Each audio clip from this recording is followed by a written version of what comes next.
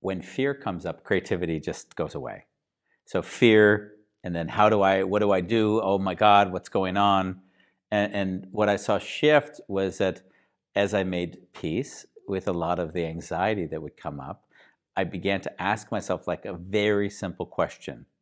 What can I do from here?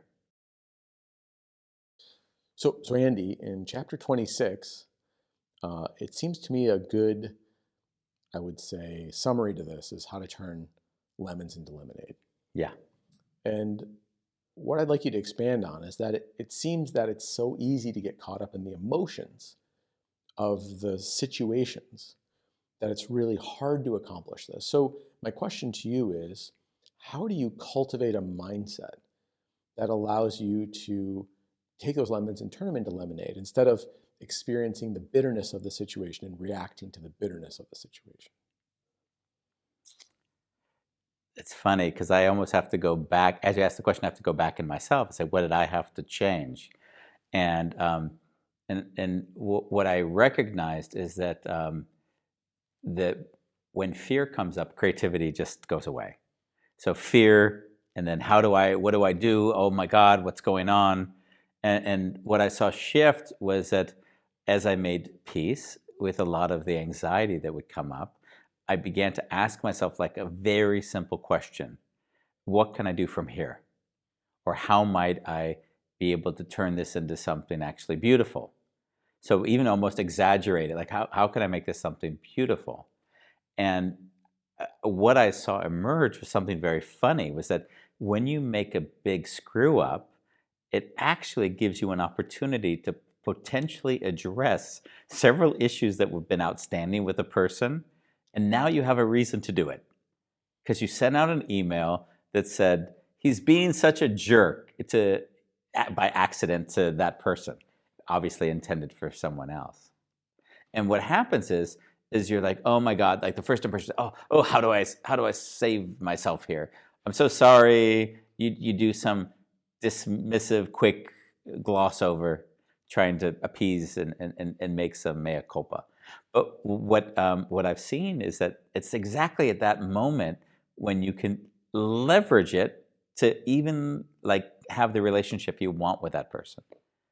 So if you were to do that, you would say something like, listen, actually, there's things going on for me, and this email was actually just almost a desire, maybe a Freudian slip, and I really want to talk to you. And so you almost utilize it to now create what you would really want from the relationship.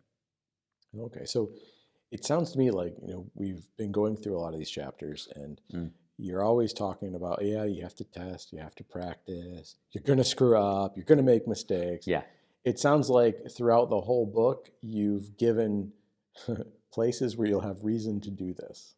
Yes. You'll have reasons to go ahead and find ways to say I'm sorry or to connect in a different way because of the errors you've made while testing. Yes. So is this kind of like let's say, pull out in case goes of an full emergency. Circle, right?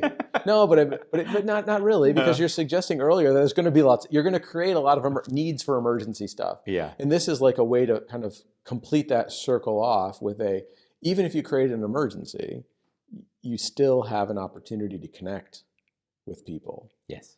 I like that. I mean, honestly, I know from the neuroscience perspective that when you're under threat, the blood actually moves from the higher part of your brain into the deeper part of your brain, which is reactive. And then you go back to habitual things because, if you need to react to a lion chasing you, you're going to need to jump, or a snake across the path, you need to jump. You don't need to think that you need to jump. Yeah. So that's the reactive part of your brain that it goes to. And I think this is like I said, it's a great circle coming it back around. But how do I cultivate it such that I'm dropping into the reaction and then I come back out? Because you're basically, through the book, you've been telling us we're going to make mistakes. Now you're telling us this is how you can turn those mistakes into great things, great opportunities. But I still got to pull myself out of the reactive mode. Yeah. You have to help. How do you cultivate the mindset that even allows you to do that? Right. Yeah. And it'll almost always go back to the same theme of self-love. So if I judge myself for what I did and then start chastising myself, I can't be creative. So I have to first settle the voice like, okay, I screwed up and it's okay. You have to almost like find joy in it. You have to smile a little bit like, oh, this is so painful. Like just ground that energy. And from there, you can go into I would go back into those three elements I mentioned, like, hey, uh, this is what I would want from our relationship. I know that it hasn't been easy for us. How would you feel about getting on a call to discuss it? Mhm. It's interesting because I also hear so you have the tool at the end, which is those three things. Three is easier to remember, right? Not Yeah. 10. But also before that, when you're talking about the self-love, it seems like it's part of the mindfulness portion to create a space between stimulus and response. Yeah. And then in that space, you put in the self-love part, and that allows you to come out to be able to ask those three questions so that you can then move forward and turn limit into lemonade. Yeah. And keep in mind, we're talking about interpersonal relationships, but when I coach a business, and it's happened quite often, we lost the project. We lost the project. And then there's just frustration and anger. And then I'll laugh, and they'll almost always resist this. I'll say, can you do me a favor? And can you ask to talk to this person and to hear what was it that made that they didn't choose you? And don't ask with the intention of flipping them. That's not the question. Ask with the desire to really understand. And it's been on more than one, I would say 25%, that the person asking, when they're sincere in the ask, the person will often give them information which helps them then say, well, if I could do that, would you then potentially want to buy it from us? And the person will say yes. So it's not unheard of to take what would have thought to have been a no and turn it into a yes. But people always take the no at face value.